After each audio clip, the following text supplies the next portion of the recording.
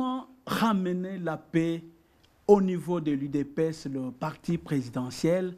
Madame, Monsieur, voilà les défis que nous allons aborder ce jour. Je vous salue parce que vous êtes nombreux à suivre cette émission Grand Défi.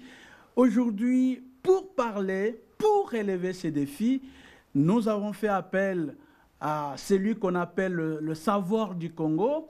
C'est M. Norbert Yamba Yamba, il est au cadre de l'UDPS. C'est avec lui que nous allons échanger pour savoir comment restaurer cette paix qui semble s'évanouir et puis laisser place aux troubles, aux divisions.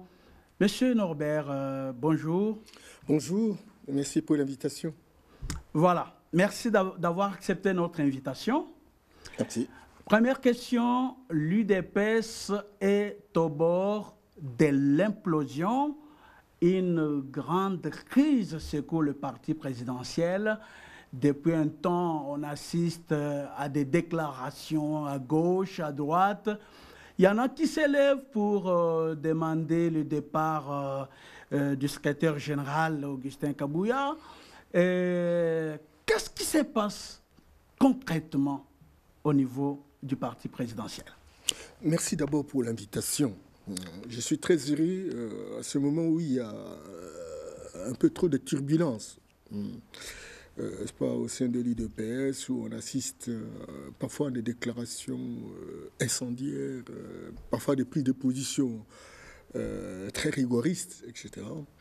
Que vous m'appelez pour que nous puissions réfléchir et ramener la paix dans notre maison. Lorsque vous parlez de l'implosion, moi je ne pense pas. Il ne s'agit pas de l'implosion. Il s'agit tout simplement de l'esthétique et de l'ambiance démocratique. C'est ça la beauté de la démocratie. L'esthétique et l'ambiance démocratique. Okay. Parce que la démocratie elle-même, c'est une gestion des contradictions. Voltaire disait que c'est un droit au désaccord.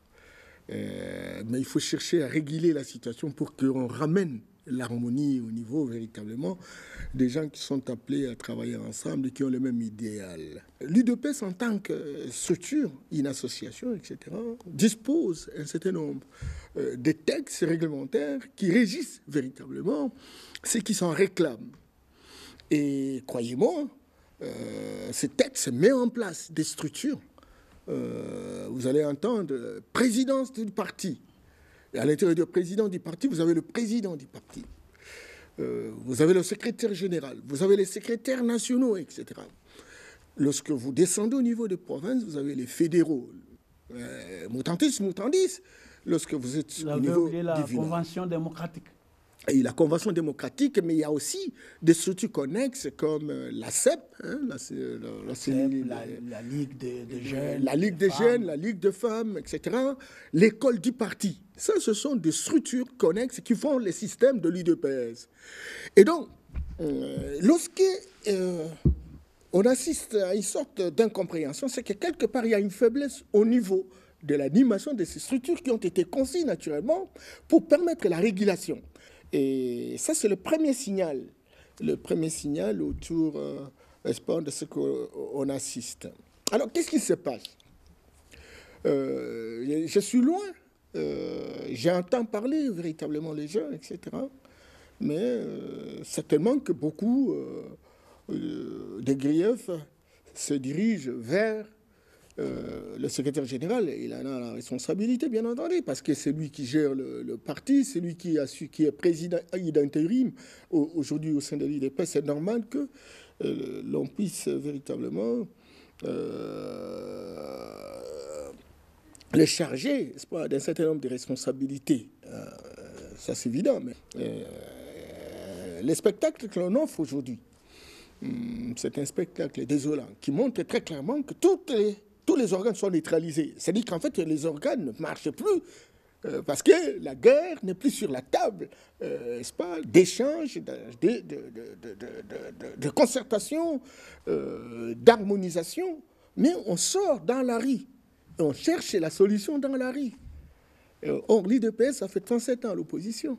Je me rappelle bien, au début des années 90, lorsqu'il y avait des tractations entre le président Mobutu et les Sphinx Tshisekedi. À ce moment-là, il était question qu'il soit nommé Premier ministre. Il a même été nommé Premier ministre, il a refusé, etc. Le professeur Liao n'était pas ici. Et il était aux États-Unis, puis finalement, il est arrivé en Belgique. Mais il a fait une déclaration où il n'était pas d'accord, naturellement, avec ces négociations. Et le président Tshisekedi, qui est avec nous ici, dira que... parce qu'il y en a qui n'étaient pas d'accord avec les déclarations du professeur Liao à l'époque. Et le président Tshisekedi dira que maintenant ou jamais, nous devons apprendre à gérer nos contradictions. Parce que nous sommes en train de vouloir la performance de notre parti. Et nous sommes nombreux. Et chacun a une opinion. Et donc, il peut y avoir des opinions divergentes. Et qu'est-ce qu'il faut? Il faut accepter de gérer les émotions toxiques et de comprendre ce que veut l'autre, de manière qu'on harmonise pour qu'on voie dans le même sens de direction. Et c'est là que j'avais appris que la démocratie elle-même, c'est une gestion de contradictions. Voilà. Je voudrais savoir pourquoi ces frustrations alors que nous venons des élections gagnées par l'UDPS sous la gestion d'Augustin Kabouya. L'UDPS est aujourd'hui majoritaire à l'Assemblée nationale, au Sénat, dans les assemblées provinciales, mais aussi dans les gouvernements provinciaux qui sont en train de venir. Et pourquoi subitement on assiste à des déclarations comme quoi il a mal géré, il doit partir? Pourquoi? Je crois vous l'avoir dit, que Augustin Kabouya, l'honorable Augustin Kabouya, a des responsabilités. Mais aujourd'hui, certainement qu'il y a des déclarations qui vont dans ce sens, même s'il y a une autre déclaration contraire d'un certain membre du parti, effectivement, qui reconnaissent qu'il doit continuer. En fait, il faut se poser la question sur la légalité. Est-ce qu'un secrétaire général peut partir sur base d'une déclaration? Est-ce qu'un secrétaire général peut partir sur base d'une manifestation publique? Je dis que le départ comme la sanction d'un secrétaire général est suffisamment étayé dans les statuts et règlements de notre parti. Je crois que chacun, véritablement, doit faire des concessions pour comprendre que nous ne sommes pas comme tous les autres. Nous sommes bâtis pour que finalement la légalité s'installe dans notre pays. Et nous devons être le modèle référentiel.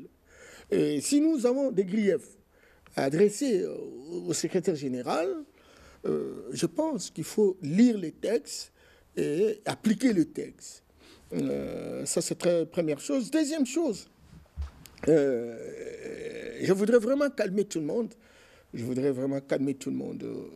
Nous avons fait 37 ans. Nous venons d'avoir un mandat de 5 ans. Et maintenant que notre peuple nous a renouvelé ce même mandat, pour 5 ans encore que la première année est en train de se terminer. On dit le bruit chasse les capitaux. Là où il y a des conflits, il n'y a pas de progrès. Je crois qu'aujourd'hui, plus que jamais, que chacun de nous puisse véritablement s'évaluer. Ceux qui réclament, ceux qui formulent des griefs, il faut ramener sur la table des discussions à l'intérieur des différentes structures. Il y a la présidence, Augustin Kabouya, qui a été reconnu par les congrès de pouvoir assurer le leadership du parti jusqu'à nouvel ordre, etc. Il est là, et le secrétaire général, la présidence s'est réunie, et qu'à ce niveau-là, ils peuvent lever des options. Parce que je vois qu'il y a deux groupes. Il y a un groupe qui soutient, il y a un groupe donc, qui à vous suivre, vous n'êtes pas d'accord avec ceux qui manifestent, ou bien vous n'êtes pas d'accord avec la méthodologie adoptée par ceux-là? La manifestation, c'est une expression, c'est une opinion vis-à-vis de la gestion du parti. On ne peut pas refuser la manifestation, encore que ça se fasse selon les règles de l'art. Cependant, est-ce que dans cette manifestation et les griefs formulés, est-ce que ça va trouver solution par rapport à un départ d'une personne? Moi, je dis non. Non, ça ne peut pas se faire comme ça, sinon on ne risque pas de s'approprier, de construire l'ancrage autour de nos textes que nous avons mis en place. Et j'aurais aimé, sincèrement, qu'on puisse justement se faire violence pour qu'on dise, mais dans telle ou telle circonstance, qu'est-ce qui est faisable? Quel est l'organe qui doit véritablement se prononcer? Encore que tous ces organes soient rendus opérationnels. La Convention démocratique, peut jouer le rôle d'un parlement au sein du parti, etc., doit être fondamentalement opérationnelle. Je me rappelle bien, lorsqu'on s'est retrouvé à Kisantu, il y a eu des propositions qui ont été faites, il y a eu des recommandations qui ont été faites avant le congrès extraordinaire qui a eu lieu, qui a reconnu le président de la République comme candidat de l'UDPS, etc. Mais je pense qu'aujourd'hui, plus que jamais, nous avons des députés, nous avons des sénateurs, nous avons des ministres, etc. Nous avons des PDG. Tous ces gens sont considérés comme des membres de la Convention démocratique. Et je crois que le secrétaire général, aujourd'hui, a la responsabilité d'accélérer un certain nombre de décisions. Parce qu'en réalité, les institutions naissent justement pour réguler les incohérences. À cas de conflit, quel est l'organe qui véritablement a la décision? Et alors maintenant, si la Convention n'est pas opérationnelle, il n'y a que la présidence. Et si c'est la présidence qui doit prendre une décision, elle devient juge et partie. Devant des situations comme ça, qui prend la responsabilité? Et alors, nous avons des structures connexes, qu'on appelle des structures spécialisées. Ces structures-là n'ont pas compétence, de monitorer autour de l'action de la présence du parti. C'est cela, justement, la responsabilité. Alors maintenant, au lieu de poser des questions de fond liées au fonctionnement, d'un tel organe, etc., on n'y est pas. Et là, je crois, je formule le vœu que ces structures-là soient installées. Donc, vous voudriez que l'équipe de ceux qui manifestent, les détracteurs d'Augustin Kabouya, saisirait bien une instance compétente au sein du parti au lieu de vouloir chercher directement les départs du secrétaire général. Par exemple, la commission de discipline, par exemple. Oui, mais attention. J'ai dit que nous sommes dans un système UDPS. Ouais. Et dans ce système, il y a des sous-systèmes. Et chaque sous-système a un rôle à jouer. Et donc, on ne peut pas évaluer la performance du système lorsque certains organes, certains sous-systèmes ne sont pas opérationnels. Et donc, la vraie régulation commence véritablement par cette répartition des rôles. Chaque sous-système doit fonctionner. Ça dit qu'il faut qu'on entende la Ligue des jeunes, il faut qu'on entende la Ligue des femmes, il faut que l'école du parti fasse son travail. C'est ça le leadership de l'IDPS. S'il y a des incohérences, s'il y a des turbulences, s'il y a un problème comportemental, un problème d'attitude, un problème d'état d'esprit, c'est que très clairement, il y a déficience au niveau véritablement de la formation de tout un chacun. Et que l'école du parti a été conçue pour réguler, n'est-ce pas, accroître la lucidité des différents combattants, compagnies, etc. Donc, il faut que maintenant, plus que jamais, que la responsabilité ne revienne pas essentiellement à la présidence et que les différentes structures soient rendues opérationnelles. Et donc, vous donnez raison à ceux qui estiment qu'il y a une gestion solitaire et personnalisée du parti, à l'utilisation abusive des prérogatives dévolues à la présidence du parti, manque de vision, parce que normalement, c'est la présidence du parti qui devait mettre en musique tous ces organes dont vous parlez. Donc, vous donnez un peu raison aux frondeurs. Non. Je ne donne raison à personne. Je voudrais que nous ayons moins d'émotions pour sauver notre parti. Nous avons fait 37 ans à l'opposition. Personne ne nous a donné la possibilité de survivre. Aujourd'hui, tous ceux qui nous ont combattus, tous ceux qui nous ont neutralisés, ce sont ceux qui prennent nos responsabilités. Ce que nous, on aurait pu véritablement faire. Je n'ai jamais pensé un seul instant que l'Assemblée, par exemple, nationale, serait conduite par un allié, par exemple, du PPRD. Je n'ai jamais vu ça. Je n'ai jamais vu que le Sénat soit conduit par un allié, n'est-ce pas, du PPRD à l'époque. Donc c'était essentiellement des gens qui, visiblement, étaient très proches du PPRD ou qui répondaient à un certain critérium.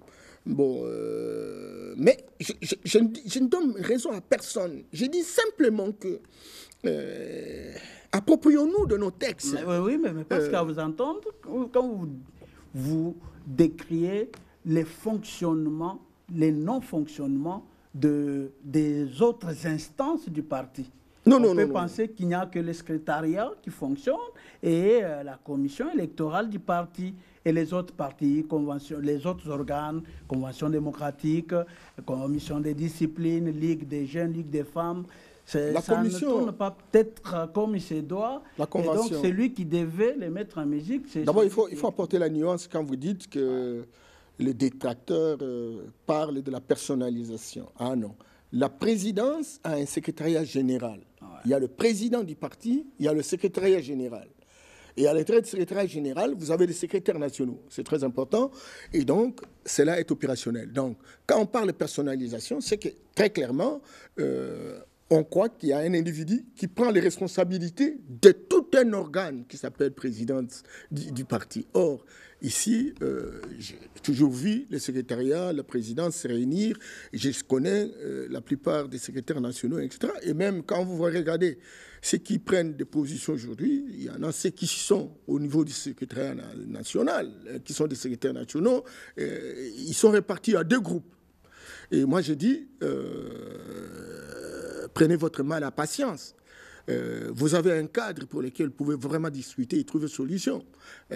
C'est honteux, c'est désolant lorsqu'on voit les gens se disperser comme ça.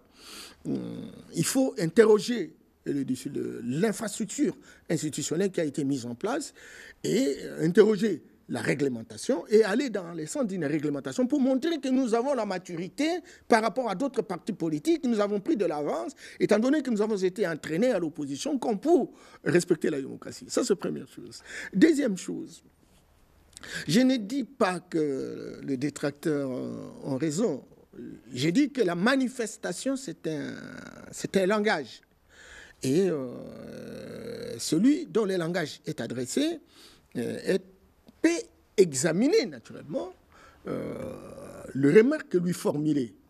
Et c'est là que je demande au secrétaire général, pour qui j'ai beaucoup d'admiration, d'affection, etc. Je sais qu'il est habitué à l'IDPS, c'est un parti de masse, etc. Et que bon, les gens ont la liberté de parole. C'est à lui maintenant, au lieu de répondre, où on fasse des déclarations, etc., il peut rester calme, regarder les différents griefs qui lui ont été formulés, etc., et commencer à répondre, ne serait-ce qu'appeler tous ces gens-là pour discuter avec eux, point par point. Regardez, parce qu'on dit non, clientélisme, etc. Non.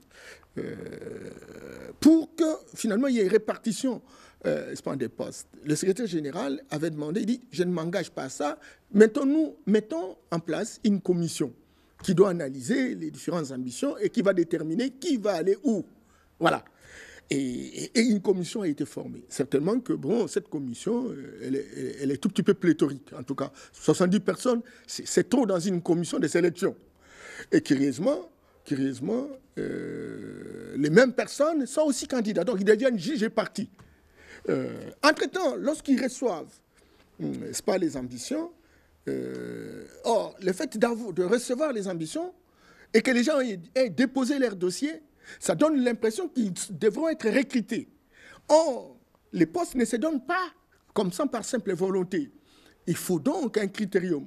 Le critérium n'a pas été établi. Et même quand on a demandé aux gens les dossiers, les gens déposaient les dossiers, mais il n'y avait pas de critères. Pour tel poste, quels sont les critères? Pour tel poste, quels sont les critères? Ce sont les membres de la commission qui commençaient justement à trier les dossiers. Entre-temps, vous savez, vous avez 2000 demandes. 2000 demandes. Et pour combien de postes? Les postes ministériels, on en a eu seulement 7. Et vous avez 2000. On fait comment? Entre-temps, il n'y a pas de critères. Parce que les gens vont examiner les études, ok, l'expérience, ok. Mais quelle expérience nous avons, par exemple, dans un poste ministériel comme agriculture, par exemple? C'est de tout ça. Ce management-là doit être revisité.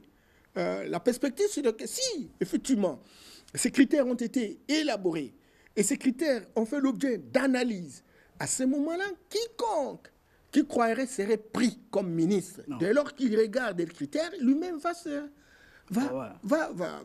s'auto-exclure. Donc on peut comprendre que les ministres que nous avons aujourd'hui, qui viennent de l'UDPS, ont été choisis dans la commission des sélections des ambitions. Je ne fais pas partie de cette commission, mais je suis en train de poser les règles. Oh oui. J'ai dit que lorsque on a une commission, et c'est une bonne chose parce que pour construire les équilibres, mais il faudrait qu'il y ait des critériums. Parce que moi aussi, j'ai postulé. Je n'ai pas été retenu, ça c'est évident. Ouais. Mais il y a aussi d'autres personnes. Moi, je peux comprendre qu'il y a 7 postes, par exemple. Ouais. Et donc, vous êtes à 2000, on ne peut pas vous recruter. Et c'est comme ça qu'il faut qu'il y ait des règles de sélection. Parce que ce n'est pas tout le monde. Les responsabilités de l'État. Et là, on peut comprendre que lorsque les frondeurs parlent de la gestion solitaire, Kabouya n'est pas de cette gestion-là. Il avait cédé. Il avait cédé. Il a créé la commission pour qu'on gère ensemble ces ambitions. Et c'est là justement que je voudrais au secrétaire général qui part très prochainement. L'idée de créer une commission est une bonne chose. Mais si les membres de la commission ne peuvent pas être ne peuvent pas postuler, être candidats aussi. Et candidats. À ce moment-là, ils s'octroient. Et même dans un premier temps, ils vont se nommer. Ils vont se nommer. Et il est laissé parce qu'en fait, il y a trop de bavardage autour de cette question. Il a dit, moi, en tout cas, je n'entre pas. Et je vous les donne. Mais la commission n'a pas défini, n'est-ce pas, les règles. Parce qu'en réalité, comment ça se passe? Lorsque on veut choisir les gens, et puis bon, voilà, donc il faut qu'on définisse les règles. Et on met à la place publique ces règles-là à l'intérieur du parti pour dire voilà les critères pour être ministre, voilà les critères pour être administrateur, voilà les critères pour être gouverneur, etc. La commission n'a pas fait ça. La commission a demandé essentiellement, n'est-ce pas, des dossiers. Et ce qui fait que tout le monde croyait en donnant les dossiers, et c'est qu'automatiquement devrait être engagés. Et la plupart des gens qui font la fronde aujourd'hui ont été membres de la commission. Ils n'ont pas été nommés. Voilà l'origine des frustrations. L'origine des frustrations dont on emballe ça avec de la bonne musique, un habillage, compagnie, etc. Alors, ils demandent qu'on arrête toutes les activités du parti et qu'on convoque les congrès. Il y a toujours des règles. Ne faisons pas notre volonté à la place des règles que nous avons mises en place. Il faut donc modifier les règles avant véritablement d'agir ainsi. Il existe des règles. À quel moment on peut convoquer les congrès du parti pour débattre de quelles questions, etc. Si c'est un souhait fondamental, eh bien écoute, celui qui représente le parti aujourd'hui en termes de décisions stratégiques institutionnelles, c'est le secrétaire général. Et donc, on peut faire véritablement ces revendications, on peut lui écrire, etc. Et que la discussion se fasse à l'intérieur de la présidence où les uns et les autres apportent véritablement leurs avis et considérations, et on prend des conclusions à l'intérieur. Et ce que dira le secrétaire général sera le résultat d'une concertation réalisée à l'intérieur véritablement de la présidence. Donc, que ce soit ceux qui réclament les congrès, ce qui est une bonne chose, pourquoi pas, mais écoutez, ils ont raison, ils n'ont pas raison, n'est-ce pas, de ne pas patienter pour que finalement les créneaux, les rouages qui ont été mis en place soient rendus opérationnels de manière que ces congrès se tiennent. Mais ce n'est pas en criant, en faisant ceci ou en faisant cela, non. Je voudrais également insister pour dire à tous les amis qui ont eu la chance d'être nommés, soit ministre, soit DG, soit etc., je vois qu'Augustin Kabouya est aussi est victime d'une situation. Laquelle? Victime pourquoi? Parce que de temps en temps, il prend soin d'élaborer des listes. Pour que finalement, vous avez toujours suivi, il prend même il fait des déclarations publiques autour de 70% destinées au parti. Mais les collègues qui sont souvent nommés ne lui facilitent pas la tâche. Vous arrivez à me limiter, vous trouvez des jeunes gens. Ça va faire 6 ans. Ils sont là, ils n'ont pas de job. Non seulement ceux qui sont nommés ne s'intéressent pas beaucoup pour apporter des additions par rapport à ce qui existe en termes d'initiatives pour créer des emplois. Parce que dans une société de carence, il faut avoir la capacité d'imagination et de créativité pour que finalement on aide à tous ces jeunes gens de pouvoir trouver du travail, comme tous les jeunes Congolais, ça c'est évident. Ouais. Mais lorsqu'il fait une liste et que cette liste n'est pas respectée, lui fait quoi? Il va se bagarrer avec.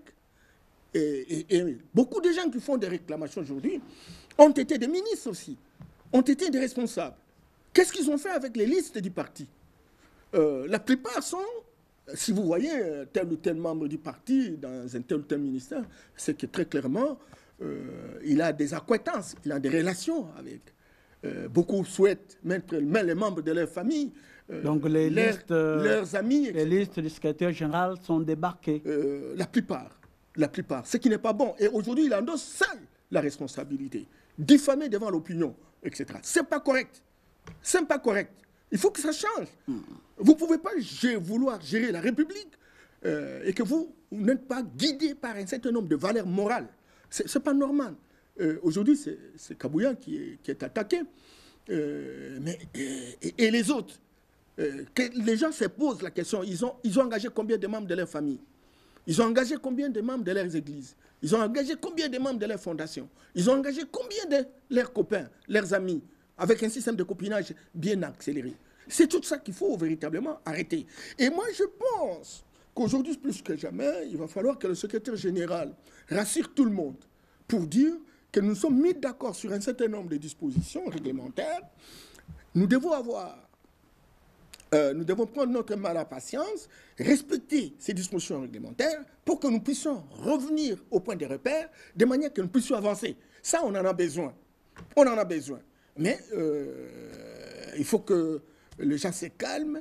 Parce que regarde, si aujourd'hui, Kabouya s'en va... On n'arrête pas les activités du parti. On ne peut pas. Qu'on ne convoque pas immédiatement dans la précipitation les congrès. Non, il faut que ça se fasse selon les règles de l'art. Et que... mais que ça soit l'objet de préoccupation dans les chefs du secrétaire général pour dire telle question. Il faut seul regarder les différents griefs et qui cherchent des solutions par rapport à ça.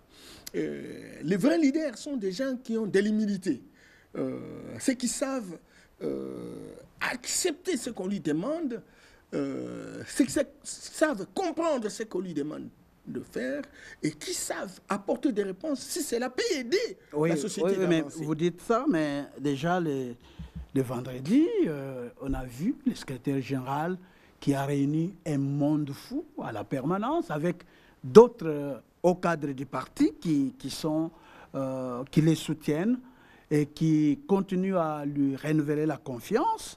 Et puis, donc, on dit une vraie démonstration des forces. Est-ce la réponse aux revendications des frondeurs? Excusez. Nous ne sommes pas dans une logique de confrontation. Ce que je peux considérer, que ce soit les frondeurs, qu'ils ont exprimé une opinion, que ce soit ceux qui se sont exprimés avec le secrétaire général, le soutien, etc., qui sont restés légalistes, jusqu'à preuve du contraire, etc. Mais on ne va pas se confronter. On ne va pas se bagarrer. Qu'on écoute les uns les autres. C'est la famille. Et qu'on essaie de voir comment nous pouvons nous réconcilier pour construire des intersections. De manière à ce que le calme revienne à la maison. Ça ne nous aide pas. Parce que regardez, nous avons passé autant d'années ici dans ce pays. Nous avons été à l'opposition. Mais c'est vraiment difficile. c'est vraiment difficile. Il faut que l'on comprenne ça. Parce qu'en réalité, nous sommes en train de... La vision du chef de l'État, c'est une vision, c'est pas, d'un leadership qui voudrait traverser la route avec tout le monde. Peu importe l'obédience, etc. Mais la vision de ceux qui traversent avec le chef, c'est aussi une vision qui monte des stratagèmes dans les sens de nous surprendre à un moment donné. Une vision maligne. Très maligne. Parce que, croyez-moi, il suffit seulement que quelqu'un arrive, on dit que bon, il a un profil, il a un background, et puis on lui responsabilise pour les comptes de l'IDPS, mais il préfère aller prendre ses frères, ses sœurs, ses membres de famille, ses amis, etc. Au détriment des combattants. Au détriment des combattants. Et vous n'avez même pas la possibilité d'arriver là. Là aussi, c'est pas bon. Nous avons une organisation qui part du niveau central jusqu'au niveau local. À l'échelle nationale, nous avons des gens qui sont opérationnels. Mais à l'échelle provinciale, il y a des prétendants gouverneurs. Ouais. Il va falloir que le président fédéral est potentiellement gouverneur de province. Et alors maintenant, si le président fédéral n'est pas en mesure d'être gouverneur, et on peut prendre quelqu'un qui vient aujourd'hui, ça devient un problème. Ça devient un problème. Et c'est celui qui vient aujourd'hui, quelle magie il a utilisée pour prendre les responsabilités au détriment de ceux qui ont été fidèles, loyaux pendant autant d'années et qui ont un certain nombre de règles à respecter. C'est de tout ça qu'il faut réfléchir.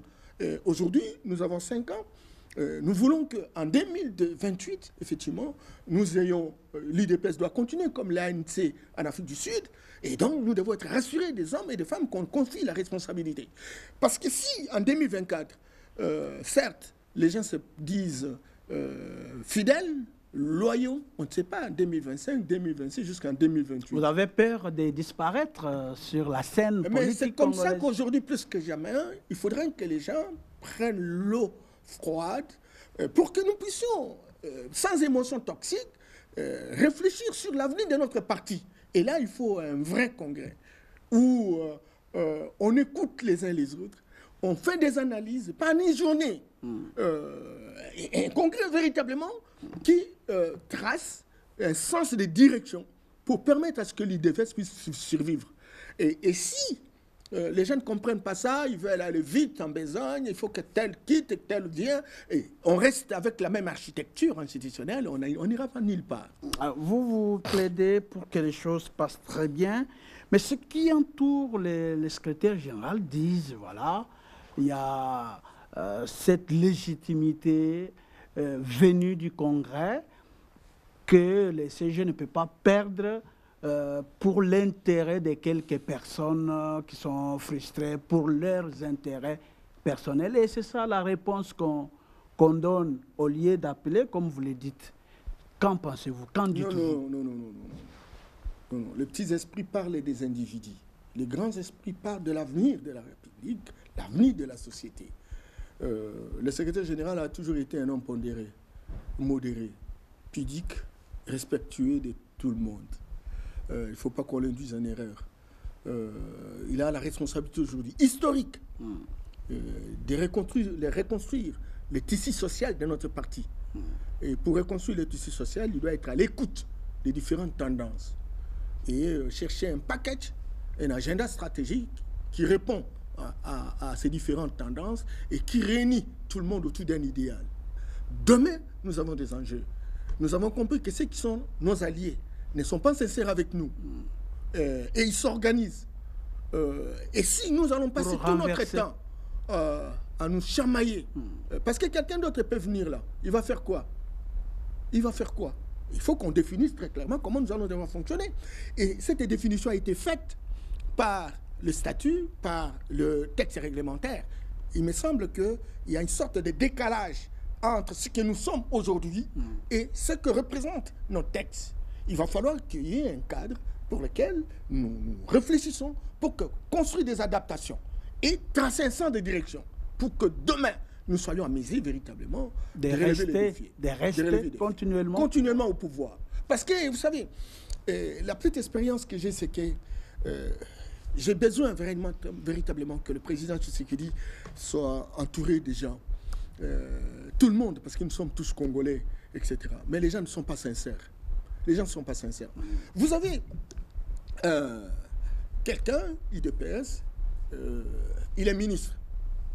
Et il doit prendre des décisions qui vont aller jusqu'au niveau du village. Nos amis qui sont avec nous à l'intérieur, par exemple, de l'Union sacrée, je prends l'exemple, ils vont venir, ils demandent service.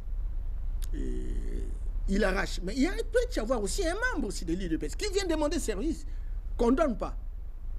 Parce que les autres, ils ont l'argent, ils ont l'aura, ils ont tout. Et il y a une sorte de complexe d'infériorité dans les chefs où on considère plus celui qui vient.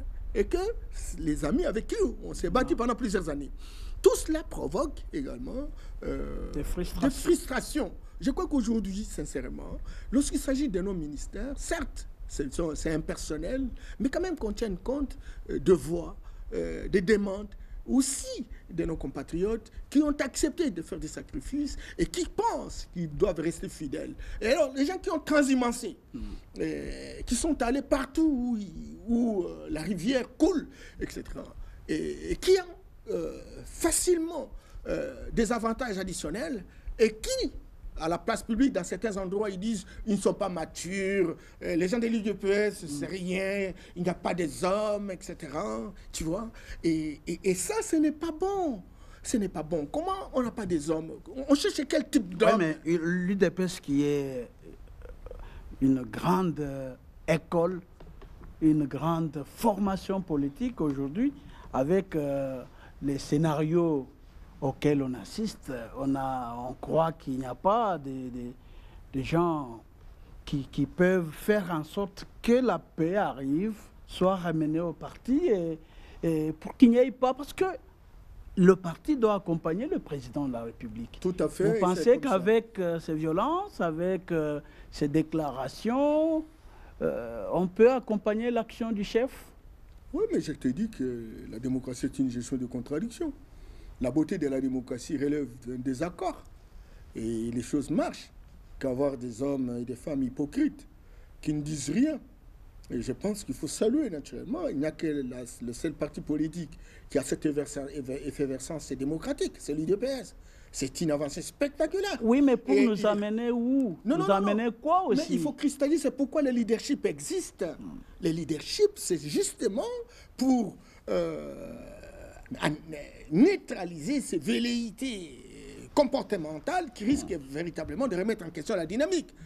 C'est cela, mais il faut que les gens s'expriment. On dit ignotini la cupido en altin. Celui qui ignore une chose ne peut pas la désirer. C'est cela. Et donc, quand quelqu'un ignore, il peut poser des actes, y compris des actes incontrôlés.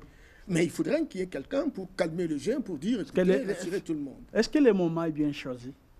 Le moment de faire tout ça? Mais si la crise est en incubation, elle explose. Elle n'a pas besoin de choisir le moment. Et maintenant, à nous de dire, ah voilà, donc le moment n'est pas indiqué. Qu'est-ce que nous faisons pour changer la situation?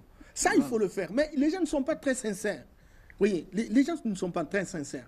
Tu vois, il y a des gens qui, au travers leurs intérêts, etc., ont tendance à poser des actes incontrôlés. Donc, moi, je pense aujourd'hui plus que jamais, il faut que la Ligue des jeunes fonctionne. Et aussi, et je voudrais sincèrement, je parle de ces questions-là, je ne sais pas comment ça va m'attirer, mais j'ai dit, vous avez par exemple des gens qui sont à l'intérieur, par exemple, des structures du parti. Et il y a des gens qui ont été nommés. Comment voulez-vous que quelqu'un qui est déjà nommé, qui exerce une autre responsabilité, et il y revient, il est au secrétariat. Et toujours là, il a été pendant autant d'années ministre. S'il a été secrétaire général adjoint, il revient secrétaire général adjoint. C'est comme si pendant ce temps-là, il n'y a personne pour exercer cette responsabilité. C'est pas normal. Et les gens trouvent ça normal. Oui, c'est de tout ça qu'il faut véritablement pousser à ce que quelqu'un qui est dans des institutions ou dans une entreprise, il a été, je ne sais pas, président de la Ligue des femmes, président de la Ligue des femmes, et elle revient président de la Ligue des femmes. Tu vois, ça provoque la frustration dans les chefs des autres. Et moi, je demande au secrétaire général qui a refusé le poste de deuxième vice-président à l'Assemblée pour s'occuper du parti, que maintenant plus que jamais, sincèrement, qu'il ne se fâche pas, qu'il reste calme, pondéré, regarder tout ce qu'on fait en termes de critique et qu'il apporte véritablement des solutions. Voilà, première chose, c'est de modifier, de faciliter la nomination des gens qui sont secrétaires à la présidence. Et ceux qui ont déjà des responsabilités quittent. Et ceux qui avaient déjà des responsabilités qui sont partis et qui sont revenus quittent. Et bien, tous ceux qui sont députés, qui sont sénateurs, etc., qu'ils aillent vers la convention démocratique. Et s'ils commencent comme ça, et qu'à l'intérieur du parti, on discute des questions qui intéressent la République, pas des questions qui intéressent seulement les postes. À ce moment-là, on aura fait bon bondissement. Alors, il y en a, pour terminer, qui appellent à l'arbitrage du chef de l'État pour calmer les esprits. C'est comme Jonas Munkamba qui demande que les chefs interviennent pour mettre fin à la récréation. Est-ce aussi votre avis? Le chef, c'est une autorité de référence pour l'UDPS. Il a sa source, il a été candidat indépendant, mais l'UDPS, c'est sa judiciaire. Et chaque fois, lorsqu'il y a des turbulences, le chef peut dire un mot, il est la personne la plus respectée à l'intérieur de l'UDPS et ça peut calmer des vagues insolites. Néanmoins, il ne faut pas trop donner au chef beaucoup de responsabilités. Regardez tout un pays, toute une république. Et la plupart de ceux qui aujourd'hui font la fronde, etc., sont censés être des diplômés, des intellectuels, etc., avec une certaine expérience cumulée. Est-ce qu'à tout moment, pour des questions aussi élémentaires comme ça, faudrait-il véritablement faire appel au chef? Et donc, il va s'occuper de l'IDPS, il va s'occuper de la République, il va s'occuper... Et puis finalement, non, faisons preuve de maturité.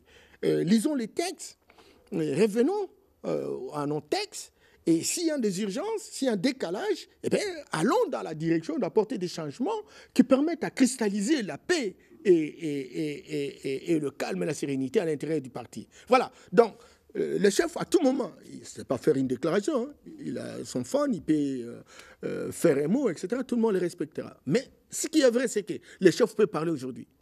Et si l'architecture ne change pas, chasser les naturels, il revient au galop. Donc, il faut que nous prenions conscience qu'avoir un parti politique, c'est avoir une machine politique. Et la machine politique, c'est pour booster la République. Booster la République suppose que tous les secteurs de la vie nationale, nous ayons des hommes robots capables de poser des actes qui vont dans le sens de changer le pays. Mais au lieu qu'on se concentre sur cette responsabilité, on est à une guéguerre de positionnement politique. Ce n'est pas normal. D'accord. Merci beaucoup, M. Norbert Yambé-Amba. Nous avons fini.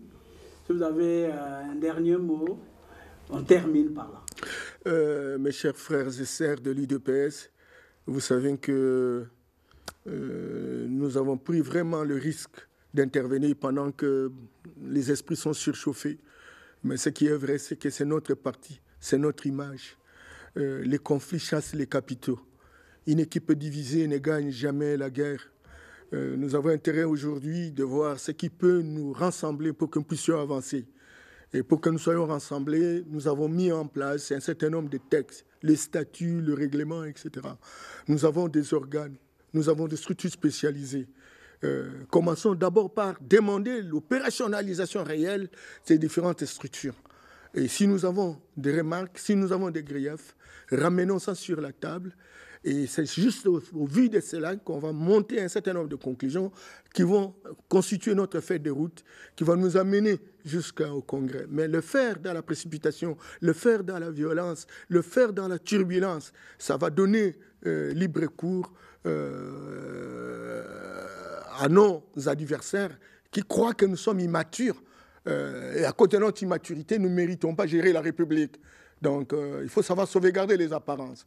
Je crois que ce message-là doit clôturer toutes les turbulences qui risquent de compromettre l'avenir de notre pays et surtout compromettre l'avenir de l'UDPS en 2028.